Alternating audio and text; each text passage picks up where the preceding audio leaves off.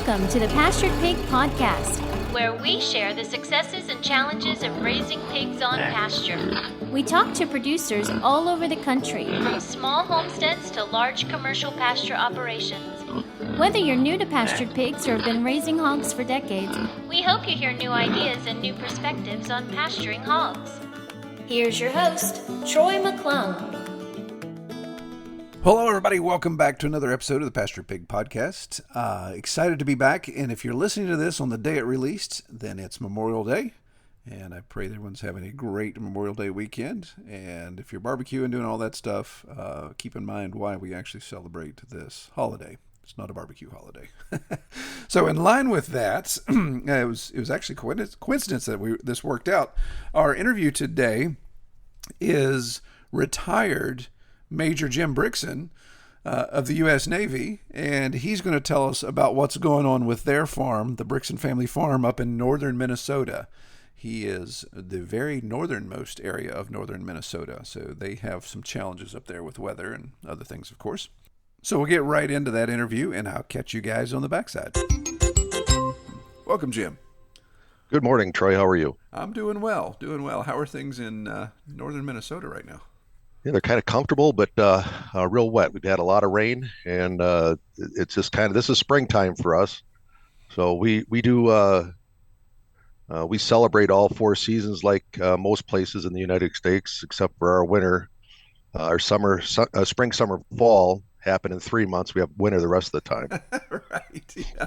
Get a heavy dose of that. So how north are you in northern Minnesota? I mean, are you like right on the edge? I'm 3 miles south of the Canadian border. There you go. That's pretty much the edge. They use a lot of O's here, like Minnesota, yeah. And anything with, like Fargo, stuff like that. They use that kind of.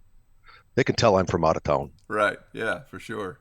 Well, that's fascinating. I think about, and a lot of people know this. It's not like I'm teaching a geography lesson here, but I just love to look at the map and you think about where you are in northern Minnesota, and it's the same over in Maine, but it's like the majority of the population of people that live in Canada are further south than you are, or right. Dangerous close to that, because that's true. Yeah, you can drive south from here to go to Canada through Michigan. Yeah. So very true. Yeah, it's crazy. So yeah, when people are like, well, you're in the United States. It's not as cold as a lot of the Canadians deal with. It's like, well, the weather isn't so bad. It's you can see the wintertime. You'll see Audi and Bosch have their commercials going to the coldest place in the United States. Yeah. The nation's refrigerator or freezer, which is International Falls, but they do all that testing here in the area that I'm in, Lake of the Woods County. We have the only mountain in the whole county, and that's because Bosch built it so they could do their little. Yeah, we're still pretty much flat. It's like a big pile of manure that they have out there. Wow. Yeah, that was going to be my next question: is what's the terrain like out there? Because that's got to get dangerous close to all. Super flat. Plains, super flat. Yeah. Lot of water, a lot of bogs.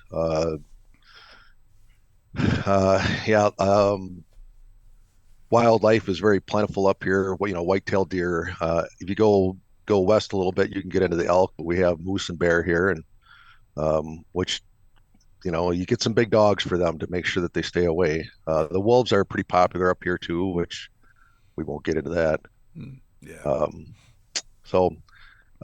The county's really actually the Lake of the Woods County, the county that I live in, is the largest county in the state of Minnesota, but yet it only has about 3,500 people. It's also the only county in the state of Minnesota that does not have a stop and go light. That's great. The name to fame. Yeah, exactly. Yeah, I'll say in our little county, I think we have two now. So yeah, we're really moving up there. Oh, yeah. Your taxes might go up now. Yeah, exactly. Yeah, ain't that the truth? For sure. So tell me about the Brixson family farm. Give me an idea. Give all of our audience an idea of the layout of the farm and then what you've got going on there, and then we'll get into history of it a bit. All right. My wife and I are both Navy veterans. I served for 14 years and got an early retirement. Went and worked in ministry for a lot of years, and now have Retired at 60 or 59. I retired due to some medical issues from full-time ministry. I'm an ordained pastor. So we came to where it's very quiet and very peaceful and beautiful. And that old saying that a job's not a job if you really love what you're doing. Mm-hmm. And you can't help but love it here, even in the cold days. Yeah, that's great. That's great. So interesting. So the military background and then the pastorate. So you've been on the front lines on both sides, then, haven't you? Yeah, we worked a lot in recovery. Watching some of your YouTubes, we worked a lot in recovery for a lot of years. Yeah. So um, it the chicken coop you built kind of struck some heartstrings, I guess you could say. Yeah. The good work and the hard work, that's so difficult work, working in that field, that wow. So it's Yeah. a good thing that you did that. It's not in that square, it's a little side outside the box. So Mm-hmm. the center that I worked at most was in Minneapolis, and I don't think we'd have much room for, well, I think the pigeons fight for their space on the telephone lines out Right. there. Right. Yeah, that organization is unique in the fact it's been around 113 years, but the property, it originally had 880 acres, Wow. but the city has grown into that area. So the city where I was standing by the chicken coop in that video, the city limits fall right through there somewhere. It's kind Is of, that right? yeah. So it's kind of like, yeah, we're kind of in the city. So can we really have this many chickens? We're kind of not. So we're like, what are we gonna do? Are they gonna come down hard on a nonprofit that's trying to Like you take? said, keep the roosters away. Yeah, yeah, exactly. Yeah, we'll definitely keep it looking nice and We usually let our roosters play with the puppies. yeah, yeah, for sure, for sure. So so you kind of give us an idea of the layout of the farms, but tell me what you've got going on there. So you're obviously not just pigs, even though you're on the Pasture Pig podcast. You've got quite a few things going on there on the farm, more polyculture type stuff, right? Oh yeah, yeah. We have Dexter cattle. We have Katahdin sheep, uh, chickens. Both we didn't do any meat chickens this year just because of the time constraints, but meat and egg chickens and red wattle pigs. Yeah, yeah. Are you now? Do you all did you all purchase the land? Are you leasing it? Is it Nope, five nope. We acres? bought it. This was original. We're the third farmers on this homestead in recorded history. Yeah. So Wow. uh, this was at one time one of the premier cattle farms in northern Minnesota, and we're only 50 acres of that. When the guy died or when the family died, the children didn't want to farm anymore, so they sold it all off in chunks, and we got the homestead. Mm. And just about 50 is 49.8 something or another, but close enough for 50 for mine. It's easier for me to count. I, Right. Exactly. I gave up the executive work, so I don't have to think like that anymore. Yeah. Yeah.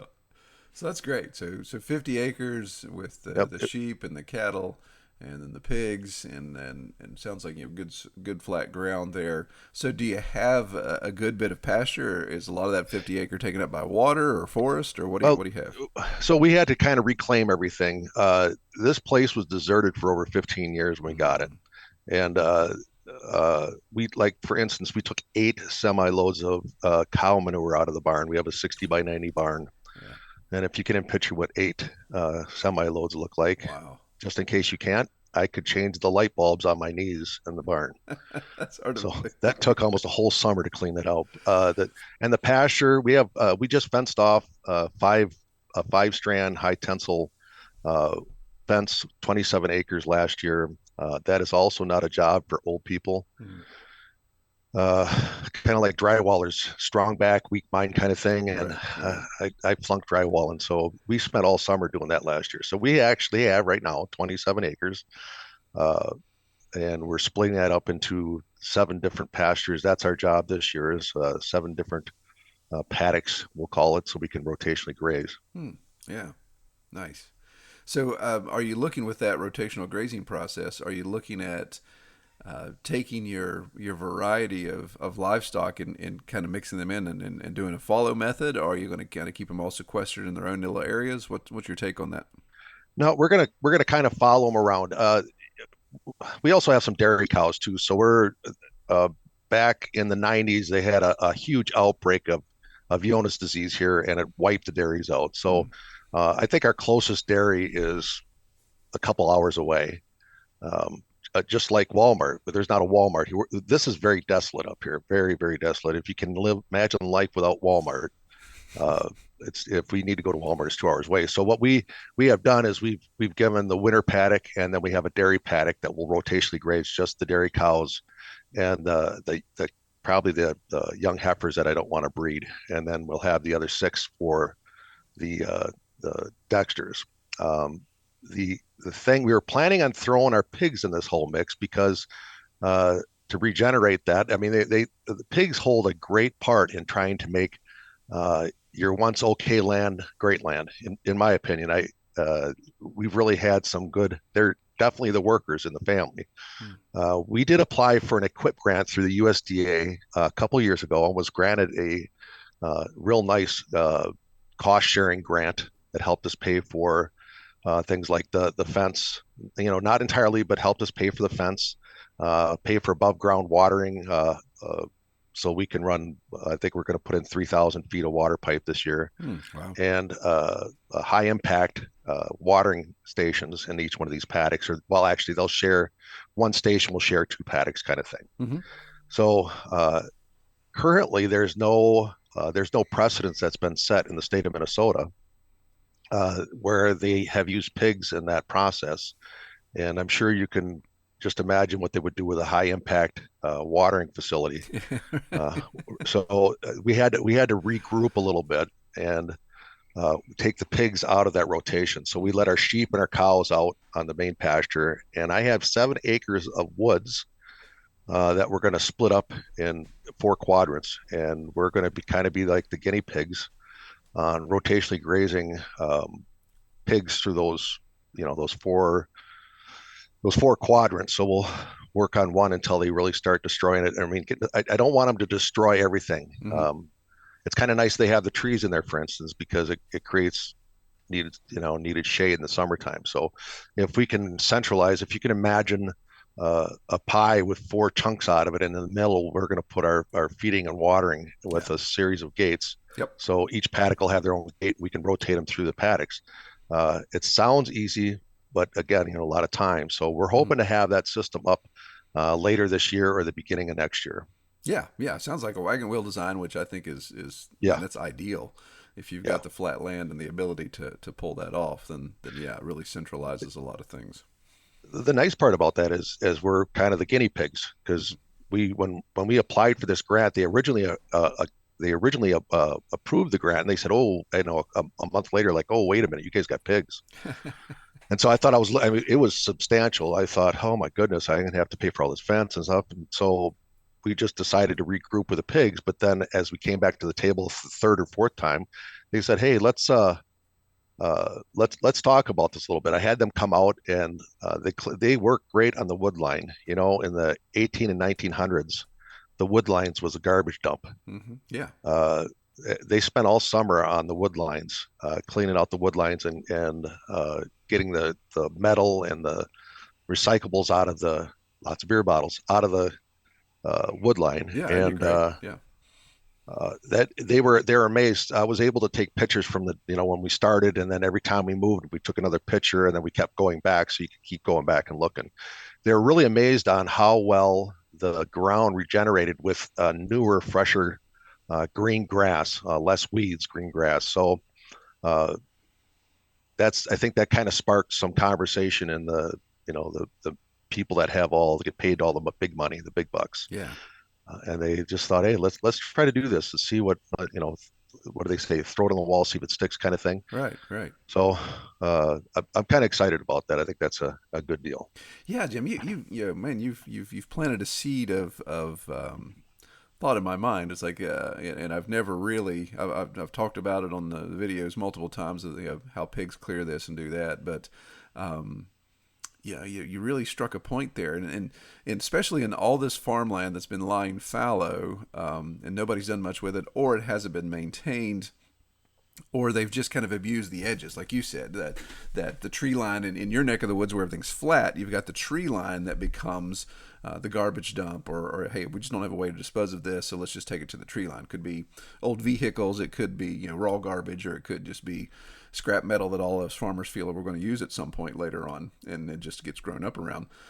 Here in West Virginia, we have the same attitude, but it's usually the hollows, the very tiny, narrow watersheds. If it wasn't for the fact that it was covered in flora and fauna, you'd call it a little canyon, and people would dump over into that. And so that's what I had with my farm, and the pigs have just done an incredible job of unearthing all of that. So I find myself, going around monthly or every couple months with my ATV and tossing scrap metal bottles, like you say. I still find beer bottles. It's like, okay, did that fall out of the sky? Where did that come from? And maybe a military a flyover or something. Yeah, exactly. Yeah, that's true. Yeah, some of those Navy aviators maybe tossing some stuff out there.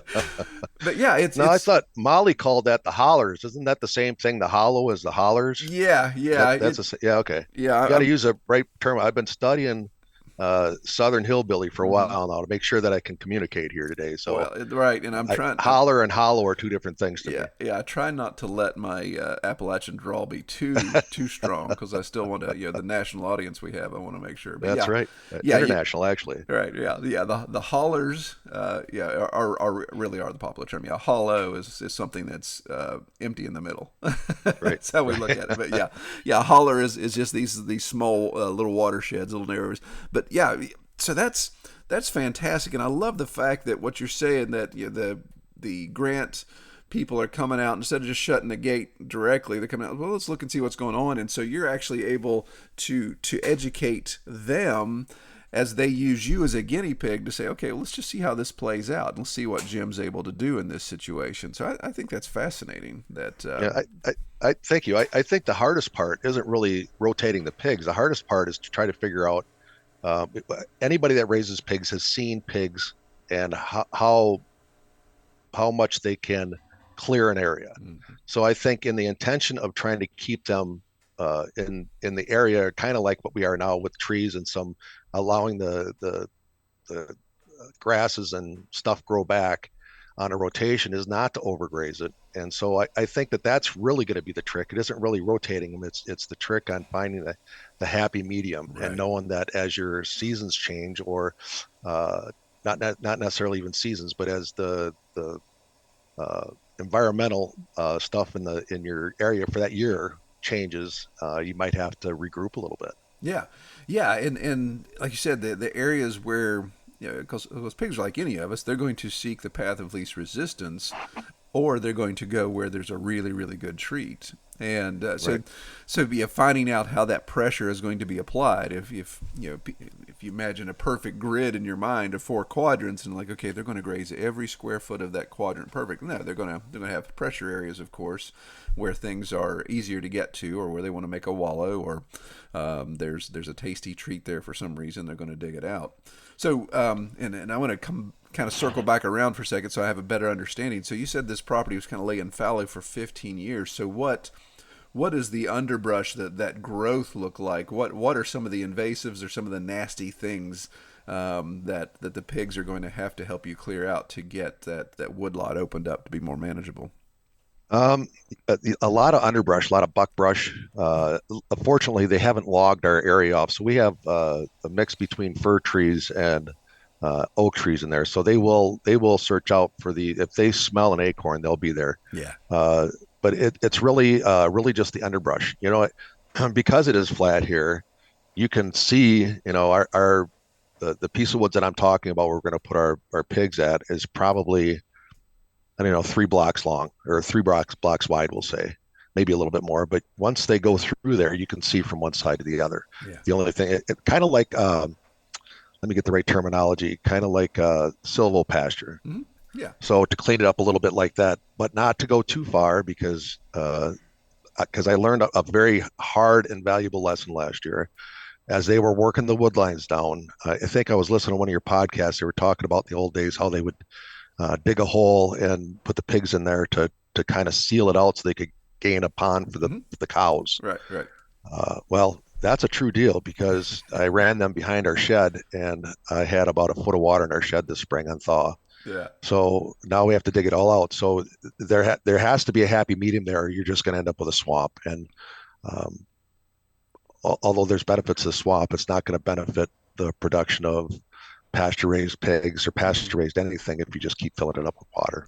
Right, right. Yeah, and that's something it still just blows my mind. Somebody who deals with a lot of slope that you people that live on these flat farms, it's like, where does all the water go? Right. How do you put water where you want to put it? Because in our situation, like gravity's going to take care of that. What you have to do is figure out a way to hang on to it, where you guys Yep. have to figure out a way to spread it out more or get it channeled in a certain direction. Yeah, we were stationed in Corpus Christi for a while there, and our ship was on the other side of the bay, so I'd have to drive the bay every day. 45-minute drive, but if you took a boat, you'd probably get there in 10 minutes. Right. Uh, and it would amaze me on how that close, like right next to the Gulf, and it would rain and the highways would flood out. So I don't know. That whole nature thing is just something cool. Right, indeed, indeed. Well, cool. Yeah, I really like this idea of exploring this quadrant. And as you said, so you've got fir and oak. You can, depending on how the canopy opens up, you can even come in and selectively remove some of the fir or whatever you need to do to punch more holes into canopy to get that silvopasture. You get some of those pasture grasses going. But the fact that there's already established oak, then you've got all this protein falling out of the sky here in early summer, late summer, early fall, and be able to take advantage of that with the pigs.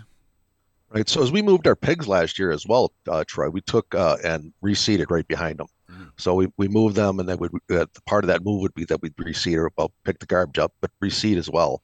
So we have a lot of new grass that's growing back there, and I think that might be, so trying to figure out what is it going to be a good uh, plant or grain or whatever that we can plant behind it that's going to be beneficial, that'll be good to the animals. Yeah. Yeah. So have you landed on anything in particular, or are you just still kind of exploring that right now? Be honest with you, I bought what was cheapest at the grain mill. Hmm. We were just trying to keep something going on that. So no, we really haven't. But I know that they will eat that the green grabbers or the little red uh, razor knife things that tear your jeans in half, and the pigs love them. They just will eat it like crazy. Yeah. Yeah. Yeah. It's really interesting. A pig is is not. I mean, I'll say this. Yeah, it's a weighted statement that is not totally selective on what it wants to eat. It'll pretty much eat anything. But it definitely likes things over other stuff. And I've discovered that if we have volunteer situations, like if I have a prolific fall with pumpkins, and we take a lot of the extra pumpkins or some of the spoilage or whatever, and we throw it over there into one of the paddocks. Of course, they eat it, and the pumpkin seeds pass through them, or they just get discarded. And we have these volunteers come up, and then if I have pigs off of that pasture and allow those to mature, then you've got this reseeding of a domestic plant that's taking off versus coming in and trying to put some other seeds and stuff in. But we've played around a little bit with daikon, definitely some clover. I just threw a whole bunch of beans. So it was black beans and bush beans. Threw that into an area that was disturbed land that the pigs aren't on, and they probably won't come back to until late fall. So I'm curious to see how that takes off and what benefit it'll yield. So to me, I think that's really fun, especially like you said, even if you go to a feed store and just get the sweepings and say, okay, let's throw this out. It's going to be something. Whether it's millet or Right. whatever their soy, some of the things they're putting down, then you can just see how that does and let the pigs enjoy it later. Yeah, I guess I didn't really think about planting pumpkins out there, but that would be we feed our pigs, we feed all of our animals in the fall pumpkins Hmm. because it's a natural pesticide. Yeah. So it doesn't run through them. It gives them great nutrition uh, and kills all the things that shouldn't be in there. A big issue up here is liver flukes Ah, because there's a lot of goes to the water. low-laying water, Yeah. little swampy areas. And it seems like the cows get in, the animals get in there, and they drink that water. They get the fluke, and it goes to their liver and sticks. And next thing you know, you don't have any liver. And like that's not a big deal to me. I'm not a big liver eater, but it kind of speaks, I think, to the health of the animal, maybe. Yeah. So when every pig that we've taken in to butcher, any cow, any sheep that we've taken in, all the livers have been perfect. And so I don't know. Again, might be because the land was vacant for so long. That's a possibility. Mm-hmm. I think we'll find out this year again. Or it could be that we feed them so much pumpkin.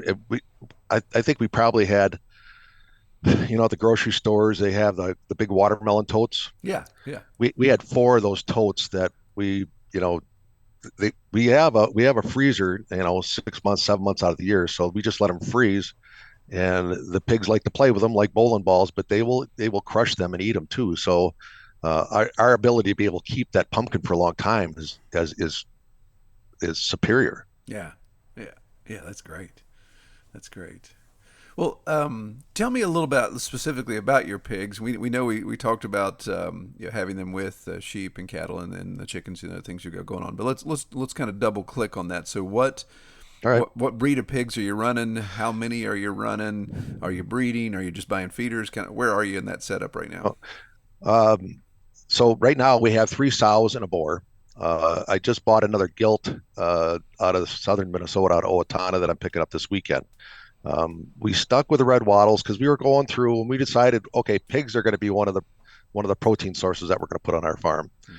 We went to the conservancy and started looking at different breeds and looked what was possible, what wasn't possible, and what would fit in a very frigid atmosphere up here. And we ended up with deciding on red Wattles. I'm not really sure how. My dad has been buying red wattle meat from a guy down in southern Minnesota, from the McCabe family farm for years. And I had said to him one day, I said, you know what? I think we're going to get red wattles. He says, oh, Joe McCabe has those kind. I was like, well, maybe that's meant to be. So we got on the phone and started talking with Joe McCabe and got our start from them. And then failed miserably. Just stupid things that you do when you first get pigs or first get animals. You don't know everything, and there's only so much your brain can absorb so much at one time. And it's like, oh yeah, I forgot to do that, or whatever. And we're now on our 3rd year, and things are getting better. But as I say that, we lost. We farrowed in February because our feeders should go out in the end of March, April time frame. So we wanted to farrow in February, which is not abnormal up here. But 2 of my 3 pigs farrowed when it was 2 below outside, and we have them in an open barn. Yeah. And we lost so many piglets this year that we ended up keeping 11 out of all those piglets because they just froze out. They were first time moms. They didn't know what a farrowing box was. We don't put them in a farrowing crate. And it was devastating. It was devastating I'm sure the pigs didn't take it real well in the beginning, and the operation of our farm, we kind of depend on that feeder pig money in the beginning of the year to pay for our feed bill during the year. So we would have been in the black this year. So I got to thinking, we're having all this problem, how can we make this better? So we've changed the way that we're going to be farming them during the summer and the winter. The summertime, I'll tell you what, we had 48 piglets last year out of three pigs. And they all survived. We didn't lose one, and they all farrowed together in the same spot. And that happened by accident because I didn't have the pens done to separate them up, and it worked out perfect. Red wattle has a super personality. Yeah. They're very mellow.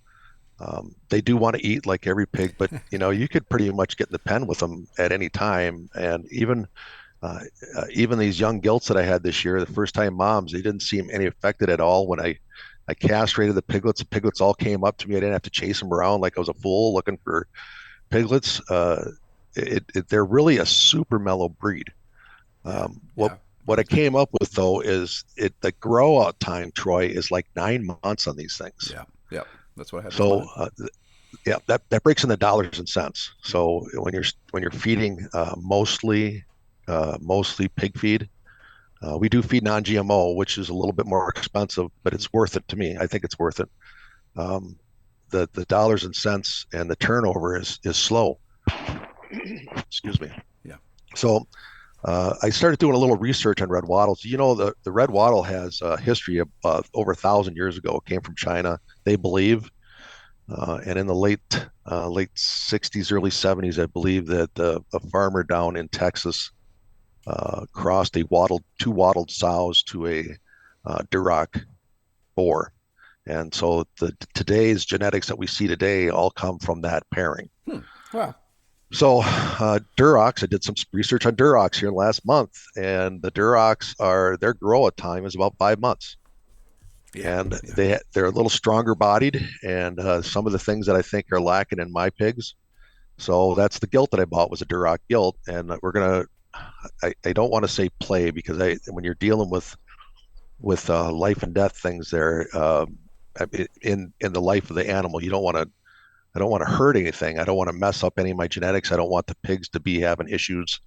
So we're playing with the whole idea of trying to breed these together and see what comes out of it. If we can get a faster growing red wattle out of it, if we can get with the same qualities, the temperament and the meat consistency and the size. So is that going to work? And I'm pretty confident that it's going to. Yeah, yeah, that's really interesting. Like I say, I've had experience with both breeds. In fact, the last herd that I had was all red wattles, and that was my first foray into that, and agree with everything you said. I was very impressed with them. The grow out time was about nine months, and then when I first got started 10 years ago, I started with Duroc, and yeah, you're right. My goodness, we could produce tanks. I'd go 6 months, but I'd have finished, or I'd have live weights of 320, 330, that kind of stuff, and just producing these massive hogs. And I really like the meat quality of the Duroc. Now, the only complaint I had about them is they were just so hard on the ground. There's something about them being that big and growing that fast. They were just bulldozers, and they were digging foxholes on our hillside. And I noticed the red wattles, they don't put nearly as much ground pressure on as the Durocs did. But yeah, but that is interesting. We're not into the big production either. I guess maybe that's something else that we should try to explain. I've always looked at things like in life in general.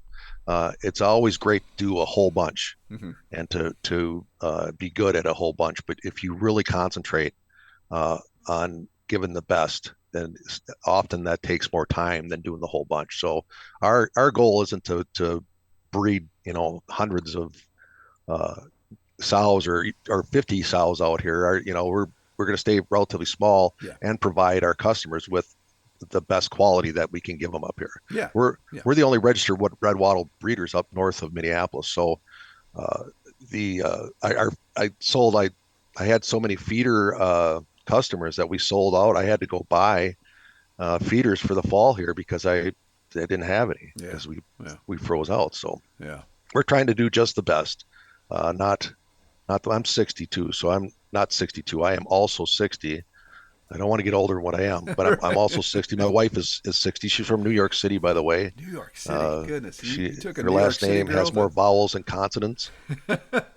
So she comes from the White Cadillac family, and no, I have no connection, and no, they don't know I have a pig farm yet. Right. I was going to say, how did you convince a New York City girl to move to northern Minnesota?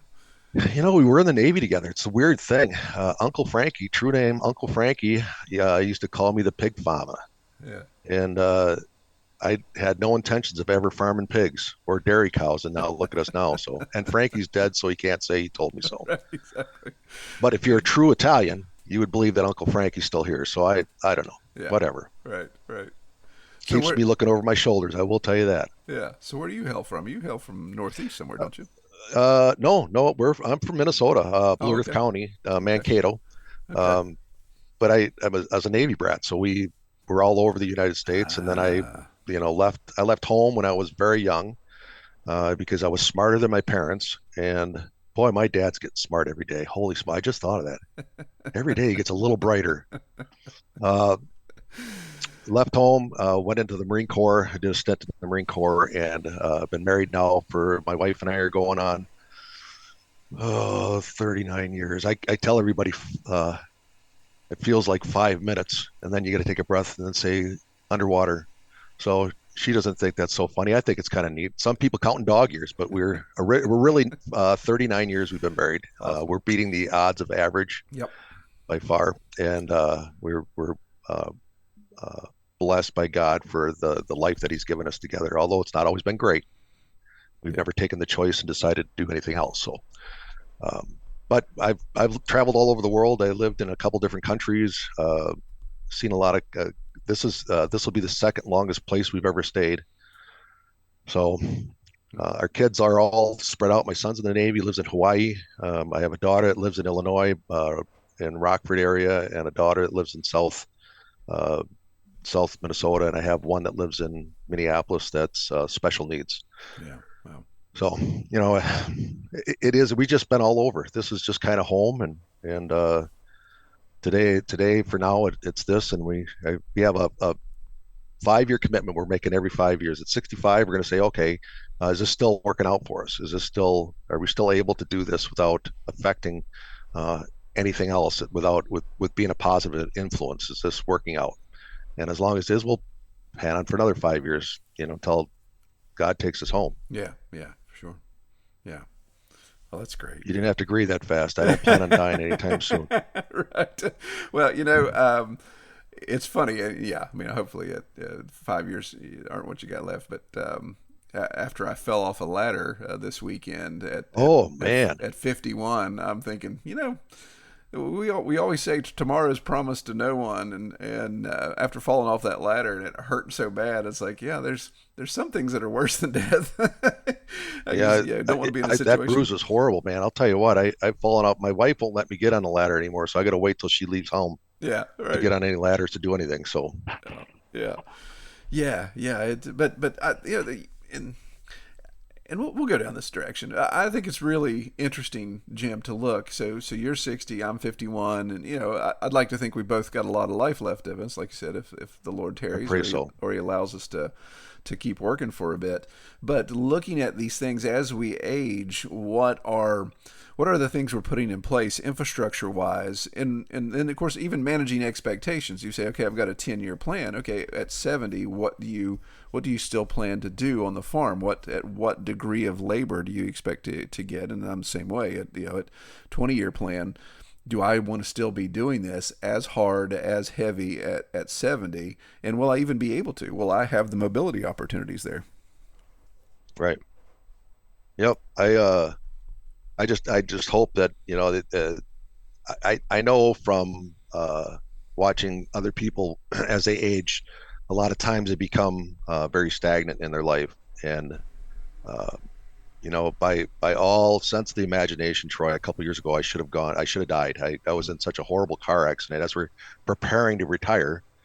This homesteading journey started about 6 years ago, so this has been going on for quite a while. But as we preparing to retire, I got in an extremely serious car accident, which stopped. By the way, it stopped all the homesteading, and we were building a house, Yeah. and it just stopped everything right now. And there was a lot of conversation, like, geez, I guess God's not done with us yet, but what do we do now? So we're still picking up pieces from that. And physically, it's made some challenges, but I refuse to sit on the couch and watch life go by. Yeah. Yeah. These are supposed to be our golden years. Right. We had children early in life, so we can take the grandkids for a week and send them home, and then bring them back a few months later and send them home again. This is supposed to be yeah. So I've been fortunate to have the same partner for so long that she just shakes her head now. Like, I came home with all my red tractor friends are gonna just berate me, but I came home with an old beat up John Deere tractor last night, and she just looked at me and looked at the tractor and looked at me, and I thought I couldn't let it go in the junkyard.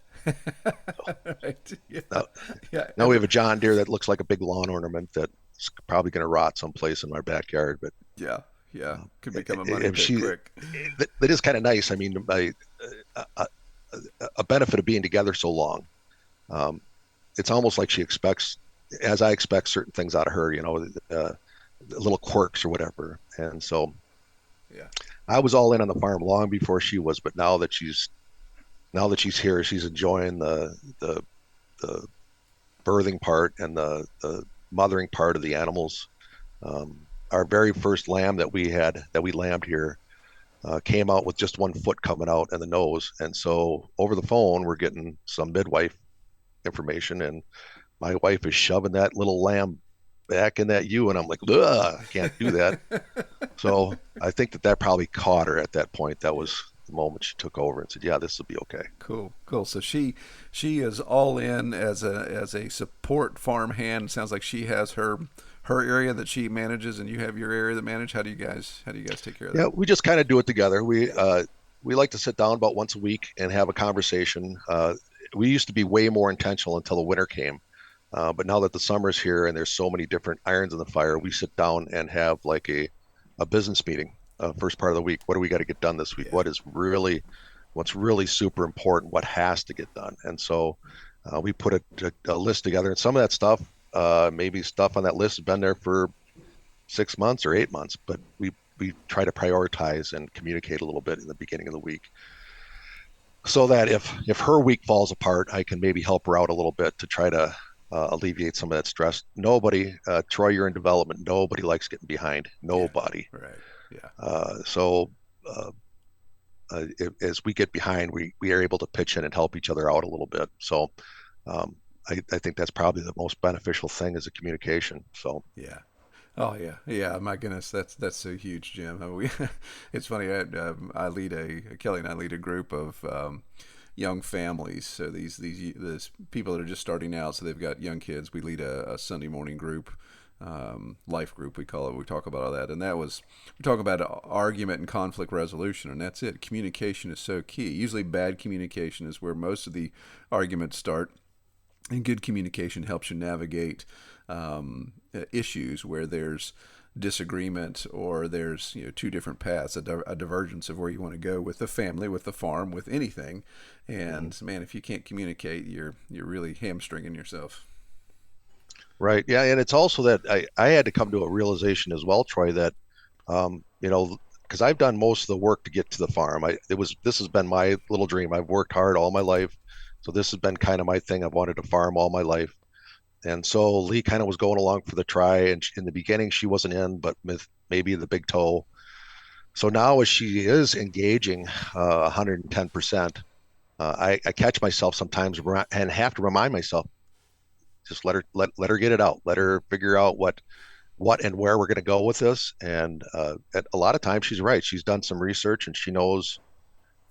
She knows what she's talking about. So it's been a new growing adventure late in her life. Yeah, yeah. Well, that's I think that's good, and obviously we're getting a little more philosophical here, which I really appreciate, and I think from your all's perspective, especially with your pastoral leadership experience and all that. I get from time to time people reaching out to me saying, "Hey, I want to do this on the farm, or I want to farm, and my spouse doesn't. How do I convince them to allow me to follow my dreams?" Or they don't say it like that. They more say, how do I convince them to get on board with farming? And it's one of those things. It's like, well, if they're diametrically opposed to it, and this is the direction you think you have to go, then there has to be some resolution. What would you say, Jim, to people like that? With your experience in the pastorate, what would you say? How do you manage that? How do you navigate that? So I'm sure that this wouldn't be a surprise as we talk through this, but Lee was not involved or was not for this at all. And I was really super frustrated about this because I felt that I earned this all my life and whatever. I mean, I can't remember exactly what I felt, but I went to one of my brain trust guys and I was like, man, this is causing so much strife. We've already bought the farm. It's not like it's in a easy access place. I mean, there's going to be a lot of commitment to get there, and she's not on board. Yeah. And he looked at me and he just said, she's got to get the dream. If she doesn't get the dream, it's never going to work. And so I think what he meant by that point was by pushing this farm down her throat wasn't going to make it. That for sure will not happen. But if you allow her to dream with you, often they'll understand a little bit more and maybe come along. They may not ever get in the pig pen, but they may be a good support person. And I got lucky. Yeah, that's good. That's wisdom for sure. Yeah, I remember 24 years ago when I bought this property, and we closed on it and then said, okay, we're going to start building a place to live on down there. And And I just remember Kelly. She cried. She cried off and on for like 3 days. She goes, I don't want to live in the middle of nowhere. She'd always been a city girl. And same thing. It was okay. I have to share. I want to share my vision. There was a lot of trust. Do you trust me? I'm going to do what's best for us. And then just recognize, okay, things that I think are acceptable when it came time for living out rural. It's like, well, when these creature comforts, yeah, we can get by with this.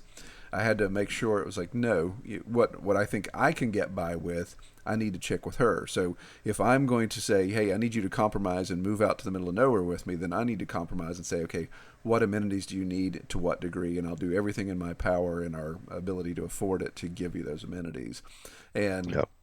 And now, you talk to her, 24 years later, she's like, I wouldn't trade it for the world. She loves living out here. And it's this teamwork, embracing a vision, but the person that's kind of the lead dog in that situation, say, well, let's go this direction, has to make sure they just don't say, selfishly say, well, you have to give me what I've always wanted. You have to do this, and you got to come along kicking and screaming. There has to be shared vision and all that, and compromise for sure. Yeah, I don't want to sound like a discouragement there either.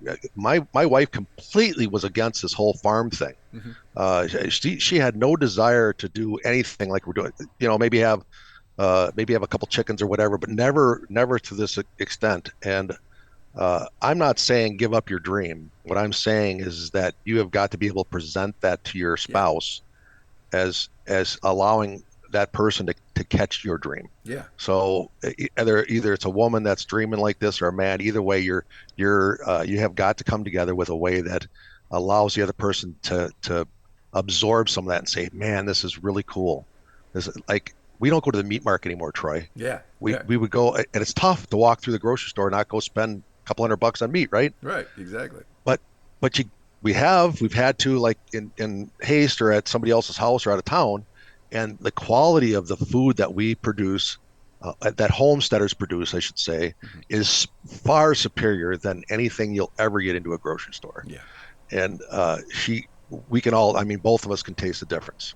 Yeah. So it's better for us. I don't know. I don't say give up the dream. I definitely would have, had I given up my dream, I think I would have been broken. Yeah.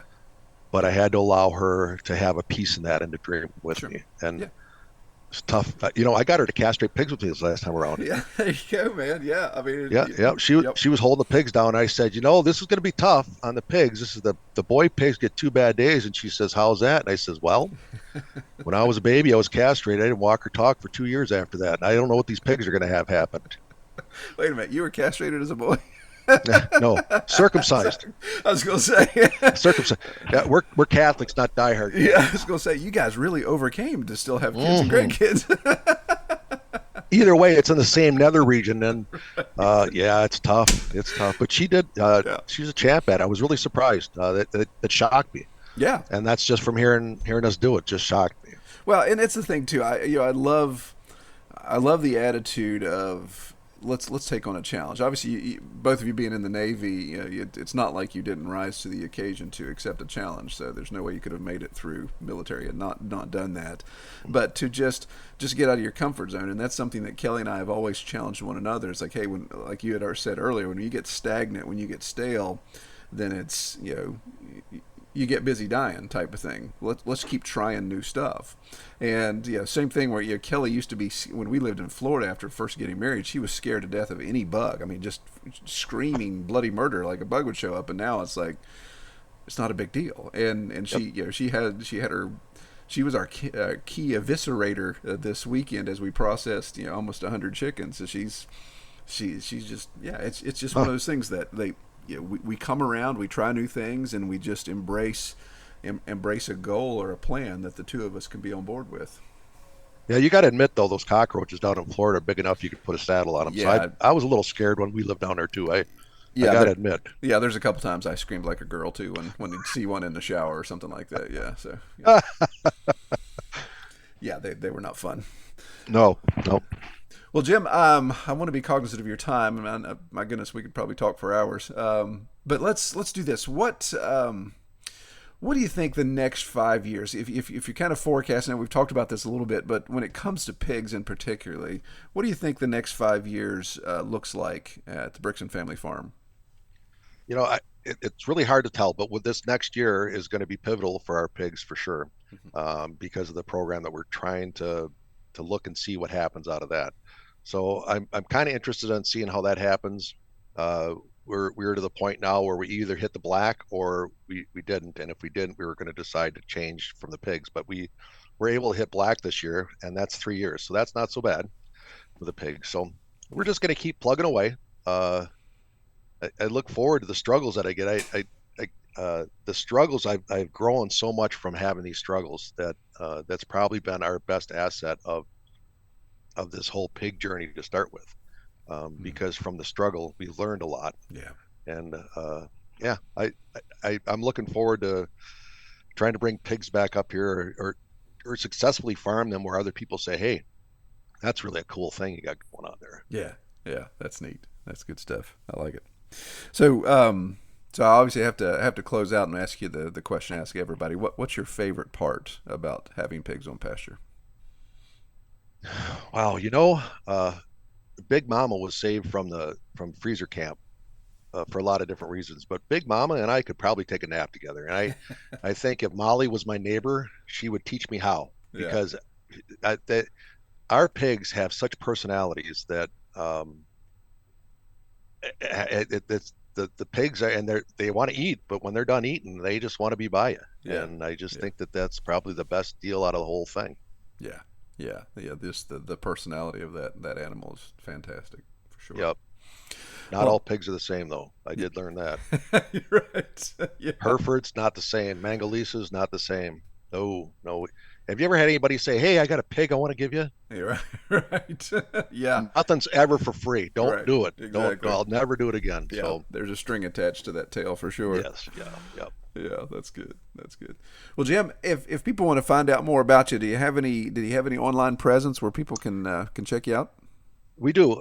Things kind of full. We were going through our notes. One of the things that we were starting when we first got here was our YouTube channel Mm-hmm. and our Facebook presence, and the car accident, literally 7 months in traction. So it really kind Goodness. of changed all that. But our big goal this year is to get our YouTube channel back up and running. Uh, for a lot of reasons, our Facebook page isn't so bad, but I have, as I grew, one more thing here. I try not to break your time limit either, but as I grew, or as we grew as a farm, Hmm. uh, we were the big YouTube presence for homesteading is on the East Coast. Yeah. I'm not saying that it isn't any place else, but the big uh, saturation is East Coast, and we can't farm like East Coast people. Right. Right. With 110 days of growing season, you just can't do it. And so I'm hoping through our YouTube channel that we can start getting a little broader into. Uh, it's not terrible to be cold, but this is how you can survive your homestead during these times. So Yeah. Yeah. That's great. a lot of benefits. We get concrete 6 months out of the year we didn't pay for. That's right. Yeah, that's the thing that cracks me up. I always complain about winter mud and talking to a lot of these northern people, and they're like, "Well, yeah, a sacrificial issue for the winter. Well, everything's kind of sacrificial because it's solid as a rock." So, January through February, you can walk on water just like Jesus did. But yeah, yeah, yeah, it's kind of neat. yeah. Very cool. Very cool. Well, all right, Jim. Well, I was a man. I really enjoyed talking with you, and thank you so much for coming on the show today. Thanks. Yep, I keep doing what you're doing. I appreciate your stuff, and your content is just excellent. Well, I really appreciate Jim coming on the podcast. It was a pleasure talking with him. He's got a good speaking voice. I can see why he would be a good pastor. Well, if you guys would like to be on the podcast, or you know someone who should be, by all means, reach out to me. You can email me, troy@redtoolhouse.com, or you can go to the pasturepig.com website and use the podcast interview request form there. That little pre-screening helps me just get some of my ducks in a row. I still want to continue to give a shout out to the Patreon supporters, and I promise I'm trying to figure out a way to reorganize all of that and really try to value add what's going on there. I'd love to have some suggestions if you guys have any advice on what I should do to value add the Patreon support. That would be great. I really appreciate those that have stood in there and regardless of what's been posted and what hasn't been posted, that you guys have continued to support and helps me justify this expense. But I appreciate it. I pray everyone have a great week, and we'll catch you on the next episode. We hope you have enjoyed this episode of the Pastured Pig Podcast. To learn more about our podcast or to submit topics or recommend guests for future episodes, visit redtoolhouse.com.